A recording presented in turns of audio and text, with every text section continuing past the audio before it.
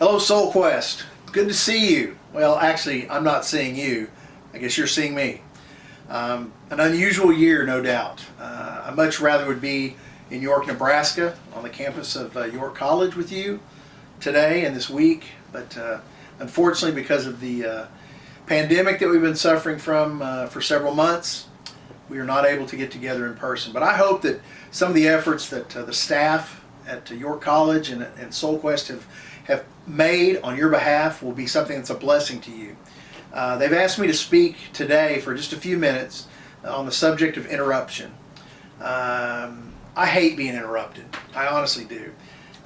People think that youth ministers just kind of go with the flow and whatever. There are times in my life where I like to be very focused and very on task on whatever I'm working on. But sometimes things happen and you get interrupted.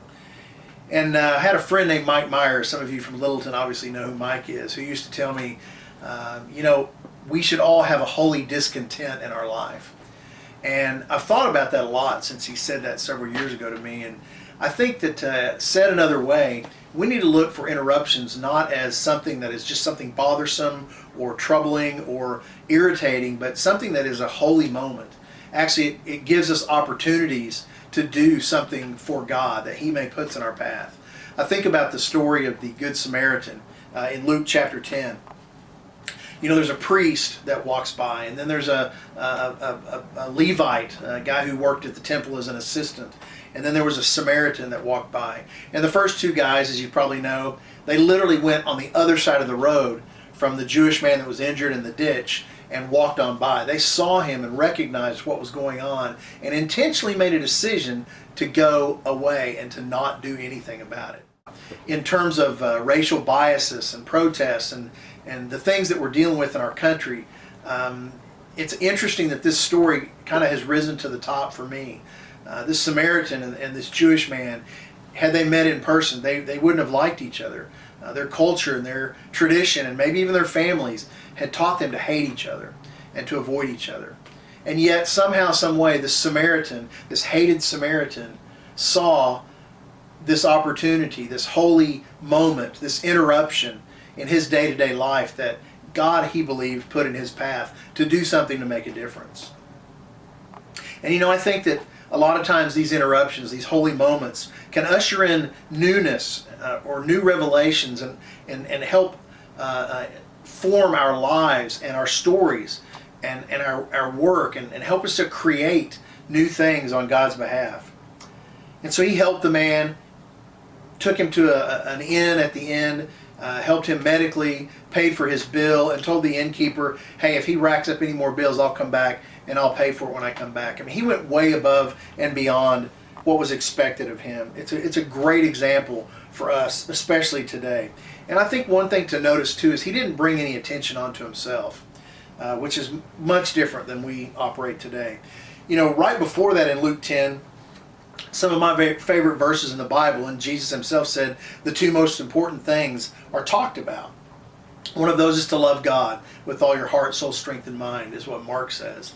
And then also to love your neighbor as yourself. And this story is an illustration that Jesus is giving in response to the question from some smart aleck leader in the Jewish church saying, hey, so who's my neighbor, Jesus? And Jesus says, the people that you hate the most are your neighbor. And I think the reality is, folks, talk is cheap. We can sit and post stuff on social media all day long. And I think that's wonderful if you want to publicize this or publicize that. But the reality is what are you doing?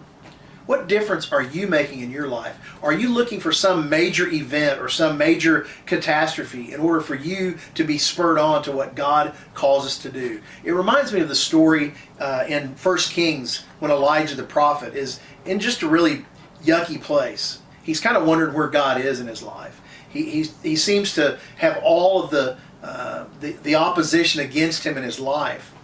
And he asks God, he says, where are you, God? Show me yourself. I need to know that you're there. I'm losing hope. And so what does God do? He sends a giant windstorm, and then he sends a giant earthquake and also a fire. And yet God is not found in those things, is what 1 Kings says. The thing that comes next is where God shows up, and that's in a still, small whisper of a voice.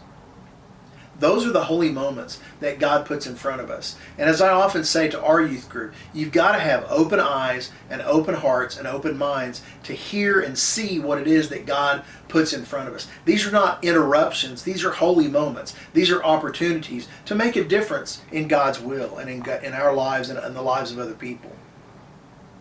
I mean, is the COVID-19 pandemic, is that a giant event, or is that a still small whisper? All the riots and things that are going on right now, are those just events, or are they still small whispers? I just want to encourage you to understand that you've got a choice that you need to make. You can look for big events and think that that's the important part of everything. Like so many of us look towards Soul Quest, and Soul Quest is great. I love Soul Quest. I've been coming here for years. But the problem is so many of us tie the entirety of our faith to 1 week in June every year. And we go home, and even on the van ride, a lot of times on the way home, we forget what we just were exposed to and learned about and talked about the prior week. I want to encourage you to recognize the opportunities, the still small voices of God that whisper to us to get active, to take action, to do something, and not just talk a good game, but to live a good game. Take those holy moments, those interruptions that God puts in your life, and decide right now to do something with it. What change do you and I need to make today in our lives so that we can start responding the way God wants us to, not just today, not just this week, but literally for the rest of our lives? May God bless you guys, and I look forward to seeing you in person again. Man, keep the faith and stay strong in these tough times. God bless you.